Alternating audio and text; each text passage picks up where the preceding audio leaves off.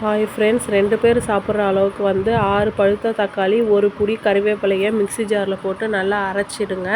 அரைச்சிட்டு பூண்டு தோலோடையும் இல்லை உரிச்சோ நீங்கள் தட்டி எடுத்துக்கலாம். ஒரு கடாயில் எண்ணெய் ஊற்றி கடுகு போட்டுட்டு நசுக்கி வச்ச பூண்டை போட்டு ஒரு வதக்கிட்டு நம்ம அரைச்ச பேஸ்ட்டை அதில் ஊற்றி நல்லா கலக்கிக்கோங்க.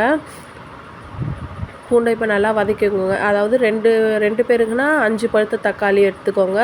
அதுவே குவான்டிட்டி அதிகமாக வேணும்னா அப்படியே டபுளாக ஆக்கிக்கோங்க. இப்போ அந்த பேஸ்ட்டை கலந்துட்டு நல்லா மிக்ஸ் பண்ணி விட்டுருன்ட்டு இப்போ என்ன பண்ணணும் அப்படின்னா, கொஞ்ச நேரம் ஒரு 2 நிமிஷம் மட்டும் மூடி வச்சுட்டு திரும்பியும் திறந்து நம்ம அதுக்கேற்ற மிளகாத்தூள் மட்டும் இதில் சேர்க்க போகிறோம். அவ்வளோதான், உப்பு, மிளகாத்தூள், வேறு எதுவுமே இதில் சேர்க்க போகிறதில்ல. அவ்வளோ டேஸ்ட்டாக இருக்கும். ஒரு தடவை நீங்கள் செஞ்சு பாருங்கள்.